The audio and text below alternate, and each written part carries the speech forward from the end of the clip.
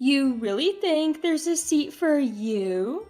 You're not blood related, just a daughter-in-law. In front of the lavish meal at the restaurant, my mother-in-law smirked at me, waving her hand as if to tell me to leave. I was trembling with anger, and as I turned to leave the room, mother-in-law stopped me. Wait, what about the bill? If you're leaving early, leave the money.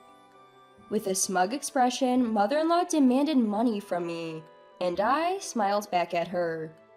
Why would I pay for a stranger's bill? My name is Maya, 29-year-old office worker. My husband Terrell is the same age as me, and we were living fairly happy days together. Except for one thing. That was the presence of my overbearing mother-in-law. Not only was she overbearing, but she also tried to impose her ways on me. Our house is very close to mother-in-law's, so she often comes over uninvited, nagging me every time. You can't satisfy my son with that kind of cooking. Add more side dishes. In this room, what a mess. What are you doing all day at home? You're such a failure. Mother-in-law, knowing that I work during the day, would come in the evening and mock me for being at home all day. Also, since she adores her son, my husband, she doesn't act like this in front of him. So even when I talk to my husband about mother-in-law, he doesn't believe me. If he hasn't seen mother-in-law's harassment, it's not unreasonable for him not to believe it. At first glance, she seems normal. So no matter what I say to my husband, he doesn't believe me. Perhaps thinking it's okay as long as my husband doesn't find out, mother-in-law's nagging escalated. Now she comes in with a key my husband gave her, complaining about cleaning and cooking. She also badmouths me to the neighbors, and the list goes on. I told my husband many times that I want to move far away from my in-laws, but he's been busy with a big project at work and hasn't taken me seriously. Then my husband got promoted at work. The project was a big success, so he got promoted and his salary increased. How about thinking about having children now that our salary has increased? I think it's a good idea, but if we're thinking about children, I'd like a more child-friendly town. There are few childcare centers here and no parks to play in. Isn't it time to move? Finally, my husband gave me a positive response about moving. I was happier about this than the news of his promotion. However, that feeling didn't last long. The next day, mother-in-law came over as usual without any notice. I was fed up, thinking she had come to nag again, but it seemed different this time. I've decided to celebrate my son's promotion, so I've reserved a restaurant. It's a very expensive place, but it's elegant, and the food is top-notch. Plus, the staff's attitude is wonderful, and it's a word-of-mouth reputation. That's nice. Good for you. You're as unfriendly as ever. Well, never mind. I want you to come to this restaurant too. Please come. I'll check my schedule, but it's probably impossible. Don't say that. We'll be waiting for you. Even though I answered that way, mother-in-law just smirked and left.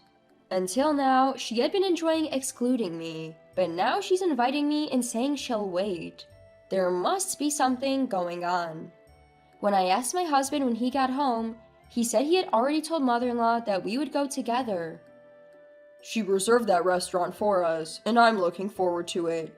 You feel the same way, don't you, Maya? Sorry, but I'm not looking forward to it.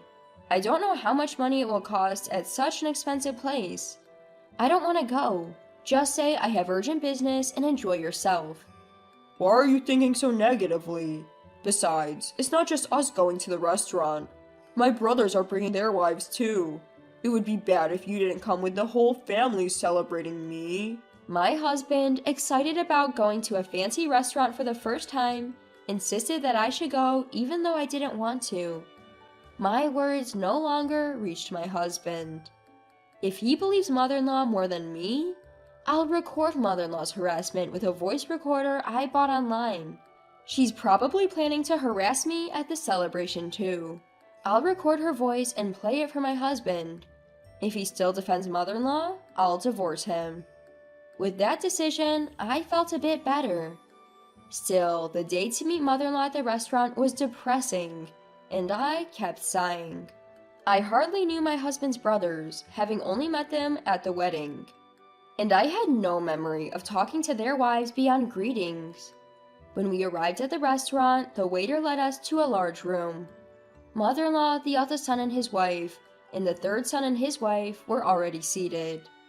The lavish food was already on the table, and there was only one empty seat. My husband then tilted his head in wonder. There aren't enough seats. Did the waiter make a mistake? I'll go ask. Everyone start eating. The moment my husband left the room, mother-in-law stood up and sneered at me. There's no seat for you.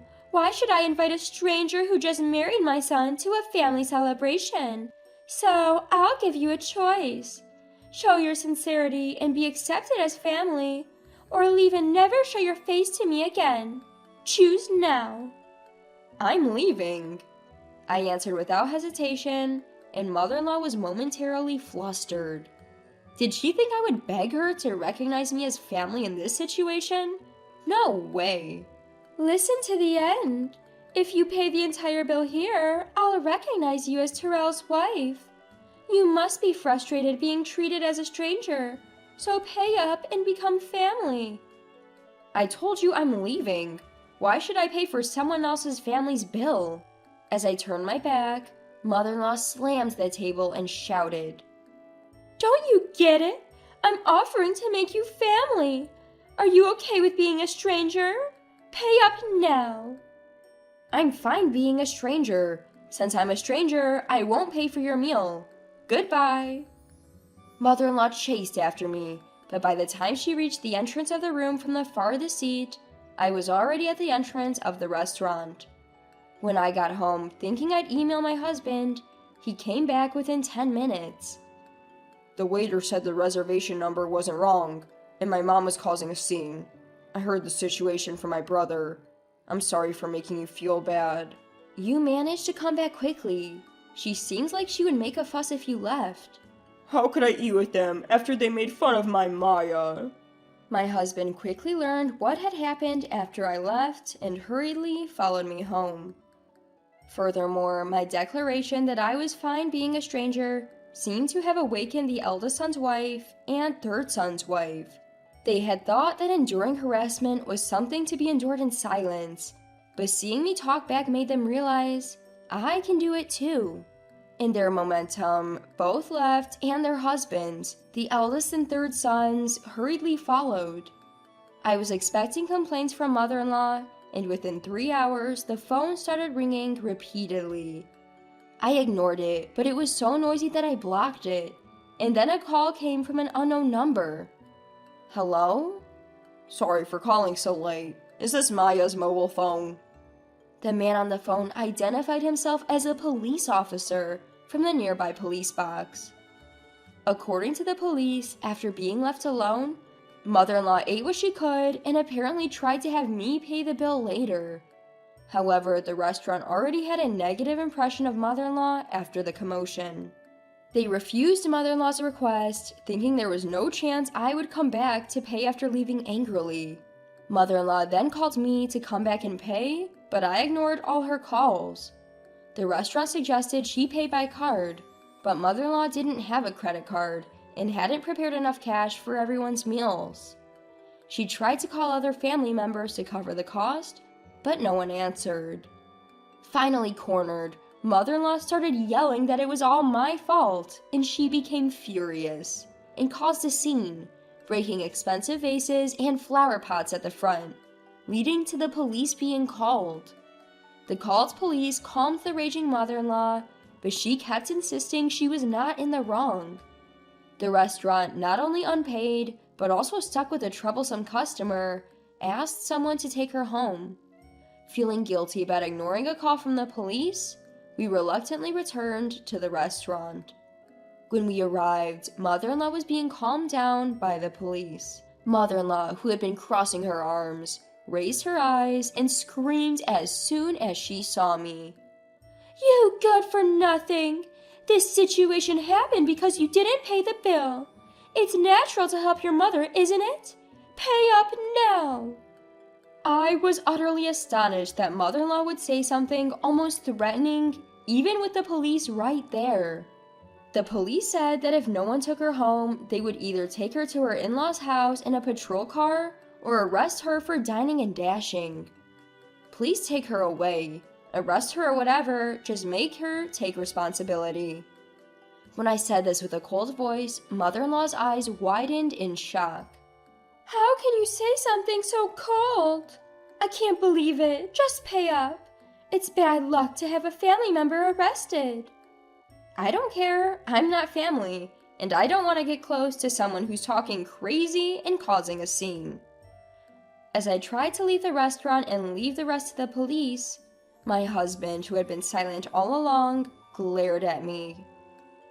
I understand that what was said and done to Maya was terrible, but is it something bad enough to be arrested for? You're missing the point. She's in trouble with the police because she dined and dashed and caused a scene at the restaurant. I have nothing to do with it. Or are you saying that I'm the one at fault for not paying for 6 people's meals even though I didn't eat? My husband fell silent, but he walked past me and headed toward the police and the restaurant staff.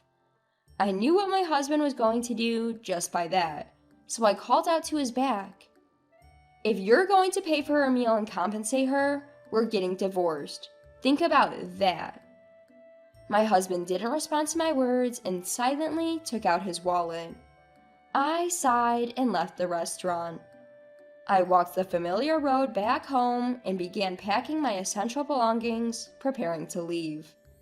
Just before the date changed, my husband finally returned.